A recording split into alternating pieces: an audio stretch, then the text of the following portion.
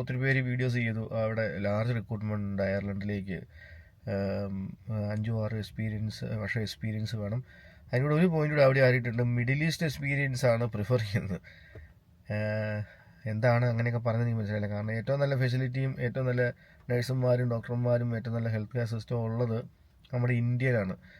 അവിടെ വർക്ക് ചെയ്യുന്ന സ്റ്റാഫ് നഴ്സുമാരെ അവർക്ക് നമ്മൾ ഇവിടെയുള്ള ആൾക്കാർക്ക് വേണ്ട. പ്ലസ് വേണ്ടത് ഈ മിഡിൽ ഈസ്റ്റ് എക്സ്പീരിയൻസ് ഉള്ളവരെയാണ് വേണ്ടത്. എന്താണ് ക്രൈറ്റീരിയ എന്ന് എനിക്ക് മനസ്സിലായില്ല. നല്ല എക്സ്പീരിയൻസ് ഉള്ള ആൾക്കാരൊക്കെ ഇതിലും പോയിട്ടൊക്കെ ഉള്ള ആൾക്കാർ ഇനിയിപ്പോൾ മിഡിൽ ഈസ്റ്റിൽ പോയി ജോലി ചെയ്യേണ്ട ആവശ്യം വരുമോ, ആരാണ് ഇങ്ങനെ ഒരു ക്രൈറ്റീരിയ വെച്ചതെന്നും ഒരു ഐഡിയ ഇല്ല. 10-12 വർഷം നാട്ടിൽ കിടന്ന് ജോലി ചെയ്ത് ഇപ്പോൾ പോകാം നാളെ പോകാമെന്നൊക്കെ പറഞ്ഞ് IELTS OET ഒക്കെ എഴുതും. അതും കച്ചവടമാണ്, അറിയാമല്ലോ. നിങ്ങൾക്ക് വ്യക്തമായിട്ട് അറിയായിരിക്കും. പഠിക്കാൻ കയറുന്നു, അവരൊരു 15,000 രൂപ വെച്ച് വാങ്ങുന്നു. ഇവരെ ഇൻസ്റ്റിറ്റ്യൂഷൻ എക്സാംസ് കണ്ടക്ട് ചെയ്യുന്നു.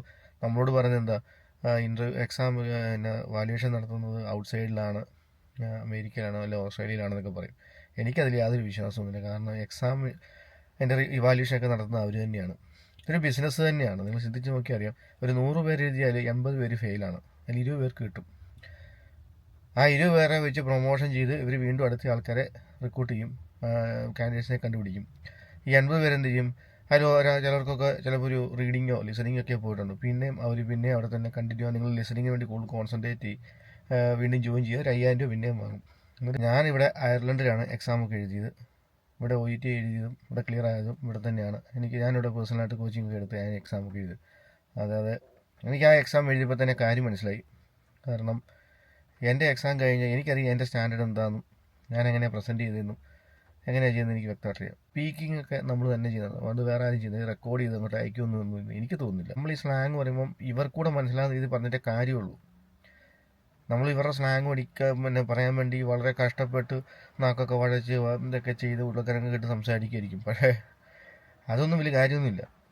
നമ്മളിവിടെ പറയുന്ന കാര്യങ്ങൾ നിർത്തി പറയുക, അവർക്ക് മനസ്സിലാകുക. അവർക്കറിയാം നമ്മൾ എന്തായാലും ഇവിടുത്തെ ആൾക്കാരല്ല, നമ്മൾ വെളിയിൽ നിന്നുള്ള ആൾക്കാരാണ്, നമ്മൾ പറഞ്ഞ് പഠിക്കുന്ന ആൾക്കാരാണ്. അപ്പോൾ നമ്മൾ വൺസ് യൂസ്ഡ് ആയി കഴിഞ്ഞാൽ മാത്രമേ ഇവിടുത്തെ കാര്യങ്ങളൊക്കെ സെറ്റ് ആവുള്ളൂ. ഓർക്കുക സുഹൃത്തുക്കളെ, ഇതൊക്കെ വളരെ ബിസിനസ്സാണ്. ഞാനിവിടെ OET എഴുതി എനിക്ക് ഇവിടെ തന്നെയാണ് എനിക്ക് പാസ്സായി കിട്ടിയത്. അപ്പം എനിക്കിവിടെ ഒരു കാര്യം മനസ്സിലായി, ഇവിടെ ഒരു ബിസിനസ് മെൻറ്റാലിറ്റിയോ അങ്ങനെ സെറ്റപ്പുകളോ ഒന്നുമില്ല. നമ്മുടെ കഴിവുണ്ടെങ്കിൽ, നമുക്ക് ഭാഗ്യമുണ്ടെങ്കിൽ നമ്മൾ എക്സാം പാസ്സാവും. ആ ഒരു സെറ്റപ്പാണ് എനിക്ക് ഇവിടുന്ന് എക്സാം എഴുതി മനസ്സിലായത്.